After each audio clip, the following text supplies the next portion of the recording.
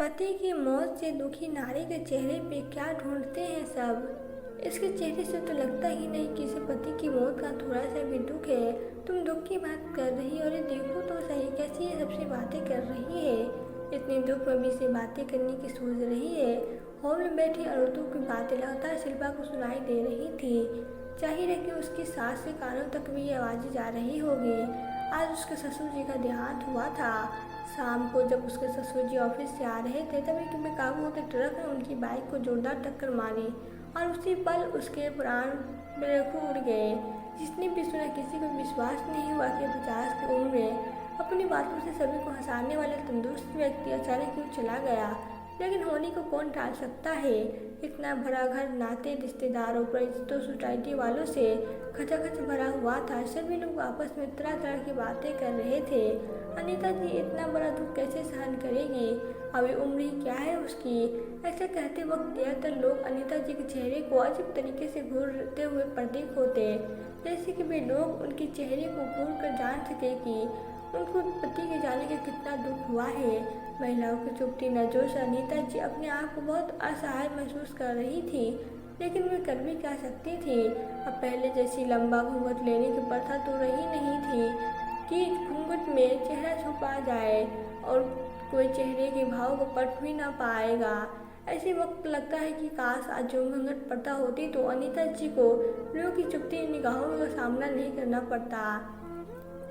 इतने में एक महिला की आवाज़ आई, अरे वो शर्मा आंटी तो अपने पति के जाने के बाद एकदम सुन्न हो गई थी। आज 6 से 7 महीने हो गए उनके पति को गए हुए, लेकिन किसी से भी पति के जाने के बाद उन्हें हंसते हुए नहीं देखा। दूसरी आवाज़ आई, सही कहा तुमने, वैसे दोनों में बहुत प्यार है, इसलिए ही वो। महिलाओं की ऐसी बातें सुनकर शिल्पा को बहुत ही खराब लग रहा था। इन महिलाओं ने ऐसे ताने मारते वक्त ये नहीं सोचा कि उनको इन तानों से अनीता जी के दिल पर क्या बीत रही होगी। लेकिन समय की नजाकत को देखते हुए उसने चुप रहने में अपनी भलाई समझी। दूसरे दिन जब शिल्पा सास के कमरे में गई तो वो उदास बैठी रो रही थी। मम्मी जी आप अभी भी रो रही हैं, आप कब तक रोती रहेंगे, ऐसे तो आपकी तबीयत खराब हो जाएगी। शिल्पा ये दुख तो जिंदगी भर का है। मैं जानती हूँ कि इनके जाने का दुख घर के हर सदस्य को है, लेकिन सबसे ज़्यादा दुख तो मुझे ही होगा ना। विधवा तो मैं हो गई हूँ ना, लेकिन अब जब ये गए तो तब से मुझे ऐसा लगता है कि हर इंसान की आंखें मुझे ही घूरती रहती है। खासकर महिलाओं की, इससे भी ज़्यादा असहज तो हो जाती हूँ। समझ ही नहीं आ रहा कि क्या करूँ। आप लोगों की बातों और उनकी चुभती निगाहों की ओर ख्याल ही मत दीजिए। लोगों की सोच ही घटिया है तो उसमें हम क्या कर सकते हैं। ऐसा कहना बहुत आसान है, लेकिन जब हम लोग की लगातार चुभती नजरें अपने ऊपर महसूस करते हैं तो बुरा तो लगता है। मम्मी जी हम लोगों को तो नहीं बोल सकते ना कि वो हमारे तरफ ऐसे ना देखे। आप तो खुद इतनी समझदार है, इस घर में आने पर भी मैंने आपसे बहुत कुछ सीखा है। आप ही ये मुझे सिखाई है कि हम लोगों को नहीं बदल सकते, हम खुद को बदल सकते हैं। हमें अपना रिमोट कंट्रोल दूसरों के हाथ में नहीं देना चाहिए। फिर आप दूसरों की निगाहों से और उनकी बातों से क्यों इतना परेशान हो रही हैं। आपको खुद के लिए, हमारे लिए लोगों की फालतू बातों पर ध्यान न देकर अपने आप को कंट्रोल करना होगा। मैं बहुत छोटी हूँ, आपको ज़्यादा कुछ तो नहीं बोल सकती, लेकिन प्लीज़ अपने आप को संभालिए। माना कि मेरे ऊपर दुखों का पहाड़ टूटा है, लेकिन तुमने देखा ना कि कल हमारे बहुत दूर के रिश्तेदार बहुत दूर से आए थे। कुछ रिश्तेदार तो ऐसे मेरी शादी में आए थे, उसके बाद अभी आए हैं। तुम्हारी शादी में भी वो नहीं आ पाए थे। अब तुम ही बताओ, यदि मैं सिर्फ लगातार रोती रही तो आने वाले से बात नहीं की तो वो लोग इतनी दूर से आए और इतने सालों बाद आए, उन्हें कैसा लगेगा। इसलिए मैं अपने आप को काबू रख कर आने जाने वालों से बात कर रही थी, लेकिन इसके लिए भी कई औरतें ने मुझे ताने मारे कि मुझे इनके जाने का दुख ही नहीं है। क्या किसी के बातचीत न करके रोते रहने से साबित होता है कि मुझे इनके जाने का बहुत दुख है। शिल्पा के पास सास के सवालों का कोई जवाब नहीं था। वैसे भी उसकी शादी को सिर्फ 1 साल ही हुआ था। नहीं बहू सब किसको और क्या बोलती, लेकिन उससे सास की ये हालत देखी नहीं जा रही थी। उसने मन ही मन एक फैसला लिया कि चाहे कुछ भी हो जाए, मैं अब मम्मी जी को किसी के व्यंग्यवाणों से शिकार नहीं होने दूंगी। तीसरे दिन उसकी बुआ सास आई और थोड़ी देर वो वही रोना धोना हुआ। फिर जब मेरठ भाभी थोड़ी कम नॉर्मल हुई तो उसने बुआ जी और मम्मी जी का खाना खाने के लिए पूछा।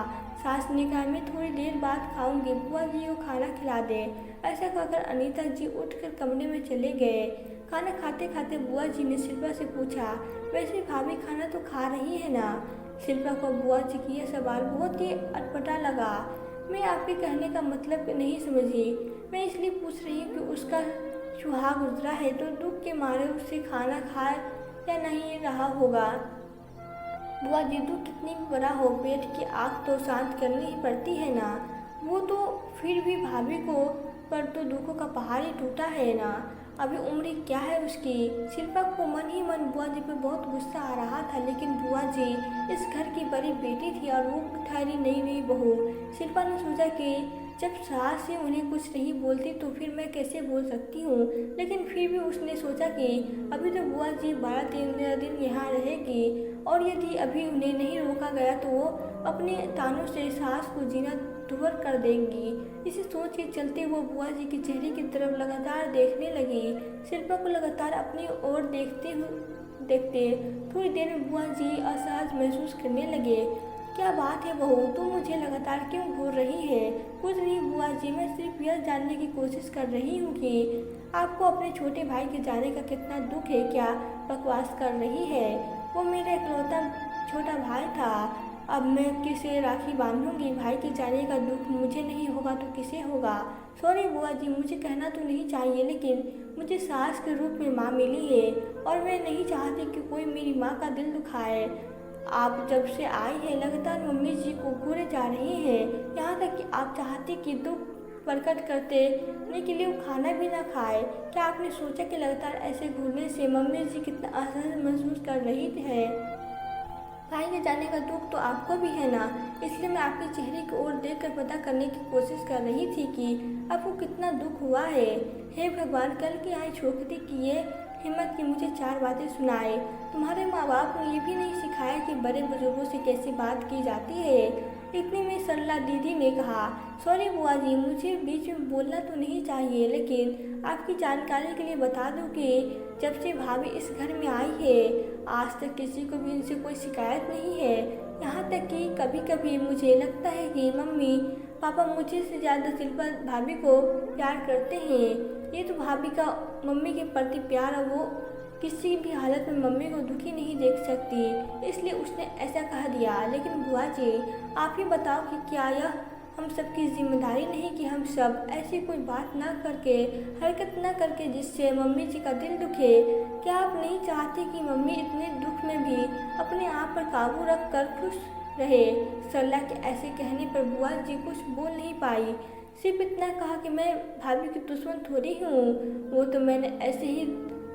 दोस्तों, ये सिर्फ अकेले शिल्पा की सास के साथ हुआ, ऐसा नहीं है। समांतर हर महिलाओं को जिसके पति की मौत होती है उसे ये सब ताने झेलने ही पड़ते हैं। मुझे एक बात समझ में नहीं आती कि क्या भूखे रहकर दिहाड़े मार मार कर रोने से यह बात साबित होता है कि इंसान को कितना दुख है। यह कैसी सोच है समाज की? आखिरी हम लोग पति की मौत से दुखी नारी के चेहरे पे क्या ढूंढते हैं? क्यों हम रोने की वही दुख का पैरामीटर बना लेते हैं? आखिर क्यों? अपने विचार जरूर बताइए। तो दोस्तों, आपको यह कहानी कैसी लगी? अगर कहानी अच्छी लगी हो तो वीडियो को लाइक करें और प्लीज़ चैनल को सब्सक्राइब करें। Thank you.